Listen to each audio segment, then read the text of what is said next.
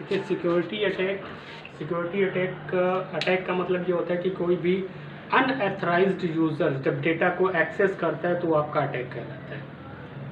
Security attack दो type से होता है, एक पैसिव अटैक होता है, एक एक्टिव अटैक होता है। पैसिव अटैक क्या होता है? पैसिव अटैक में अनएथराइज्ड यूज़र द्वारा डेटा को एक्सेस तो किया जाता है पर डेटा को मॉडिफाई नहीं किया जाता है, सिर्फ डेटा को रीड करके अटैकर्स जो है उसको रिलीज कर देते हैं।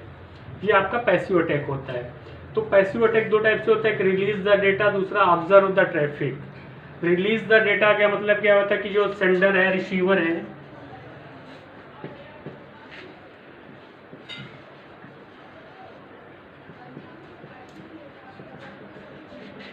और ये आपका मान लीजिए थर्ड पार्टी है जो अनऑथराइज्ड यूजर है।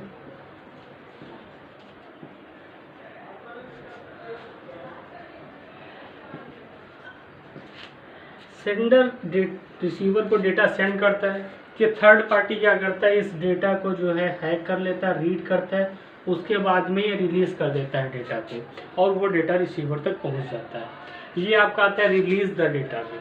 इसमें कोई मॉडिफिकेशन नहीं करता है, सिर्फ सेंडर जो डेटा रिसीवर को सेंड कर रहा होता है उसको हैक करके रीड करता है और रिलीज कर देता है। दूसरा ऑब्जर्व द ट्रैफिक होता है कि ये जो सेंडर और रिसीवर के बीच में जब ट्रैफिक ज़्यादा होती है, ट्रैफिक को ऑब्जर्व करता है। ट्रैफिक जब कंजक्शन होता है उस ट्रैफिक में, तब ये क्या करता है कि अपना अटैक करता है और मैसेज को रीड करता है।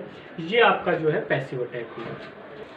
पैसिव अटैक के बाद में दूसरा अटैक आपका आता है एक्टिव अटैक। पैसिव अटैक में जो है अनऑथराइज्ड यूज़र के द्वारा डेटा को एक्सेस किया जाता है पर उसमें कोई मॉडिफिकेशन नहीं किया जाता है। और एक्टिव अटैक में क्या होता है कि अनऑथराइज्ड यूज़र डेटा को एक्सेस भी करता है और उस डेटा में जो है मॉडिफिकेशन भी करता है। एक्टिव अटैक जो है चार टाइप से होते हैं, एक मास्क्यूरेड होता है, एक रिप्ले अटैक होता है, दूसरा मॉडिफिकेशन डेटा होता है, चौथा आपका डेनियल सर्विसेज होता है या डिनायल सर्विसेज होता है। मास्क्यूरेड में क्या होता है कि ये सेंडर है, ये रिसीवर है, ठीक है, ये थर्ड पार्टी, ये जो अनऑथराइज्ड यूजर है वो सेंडर की कहीं से भी लॉगिन आईडी और पासवर्ड उसको मिल जाता है, हैक कर लेता है और बिना इसकी इंफॉर्मेशन के क्या करता है, इसकी लॉगिन आईडी से ये अनऑथराइज्ड यूजर रिसीवर को मैसेज सेंड कर देता है। ये है आपका मास्क्यूरेड में। सेंडर ने सेंड नहीं किया होता है, सिर्फ इसकी लॉगिन आईडी और पासवर्ड इसको पता होता है और उसके बिहाफ पे ये उस लॉगिन पासवर्ड आईडी और पासवर्ड से अनऑथराइज्ड यूजर जो थर्ड पार्टी होता है वो रिसीवर को एक मैसेज सेंड कर देता है, डेटा सेंड कर देता है। रिसीवर को यहाँ पे भाई उसकी आईडी और पासवर्ड से आ रहा है सेंडर की, तो उसको ऐसा लगता है कि सेंडर ने सेंड किया है। तो ये चीज़ जो है ये आपकी मास्क्यूरेड में आती है। दूसरा एक्टिव अटैक का जो होता है आपका रिप्ले अटैक होता है। रिप्ले अटैक में क्या होता है कि सेंडर रिसीवर को मैसेज सेंड करता है, वो जाता है, आपका मैसेज रिसीवर को मिल जाता है। इसी मैसेज को जो थर्ड पार्टी अनऑथराइज्ड यूजर है वो क्या कर लेता है, हैक कर लेता है। उसके बाद में उसमें एरर भी डाल देता है या फिर कुछ मॉडिफिकेशन कर देता है। उसके बाद वो जो है सेंड करता है वही मैसेज। तो उसको रिसीवर को लगता है कि सेंडर ने दोबारा फिर मैसेज भेजा है, जबकि सेंडर ने एक ही बार भेजा होता है। जो अनऑथराइज्ड यूजर है उसने उसके डेटा को हैक करके उसमें मॉडिफिकेशन करके एरर बिट डाल के ये डेटा को जो है सेंड करता है रिसीवर को।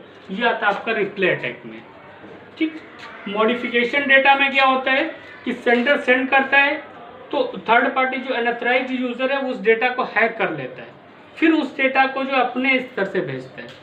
इसमें रिप्ले अटैक में क्या होता है कि ओरिजिनल मैसेज भी रिसीवर को मिलता है और उसके बाद में डुप्लीकेट मैसेज ये जो मॉडिफाई करता है थर्ड पार्टी वो मिलता है रिप्ले में। मॉडिफिकेशन डेटा में क्या होता है कि उसको ओरिजिनल मैसेज नहीं मिल पाता है रिसीवर को, क्योंकि ओरिजिनल मैसेज को थर्ड पार्टी हैक कर लेता है और वो सेंड नहीं होने देता है रिसीवर को। वो फिर उसको जो है मॉडिफाई करने के बाद जो अनऑथराइज्ड यूजर सेंड करता है वो रिसीवर तक पहुंचता है। ये आपका मॉडिफिकेशन डेटा में आता है। एक्चुएटिंग में जो चौथा पॉइंट था वो था Daniel of services. Daniel of services में क्या होता है कि भाई सेंडर और रिसीवर को जो है मैसेज सेंड कर रहा होता है, सेंड करना होता है, कम्युनिकेशन करना होता है, तो उसके लिए सेंडर और रिसीवर दोनों को जो है सर्वर की आवश्यकता होती है, नीड होती है, क्योंकि जो कम्युनिकेशन के लिए जो सर्विस प्रोवाइड करा सकता है वो सर्वर है। तो सर्वर सर्विसेज देता है सेंडर और रिसीवर को कम्युनिकेशन करने के लिए। तो क्या करता है कि जो थर्ड पार्टी होता है वो सर्वर पे जो है इतनी ज़्यादा रिक्वेस्ट भेज देता है कि ये जो है कंजेक्शन आ जाता है इसकी ट्रैफिक में। थर्ड पार्टी जो है इतनी ज़्यादा जो कहते हैं अपना रिक्वेस्ट भेजता है कि सर्वर की जो सर्विसेज होती हैं वो डाइवर्ट हो जाती है।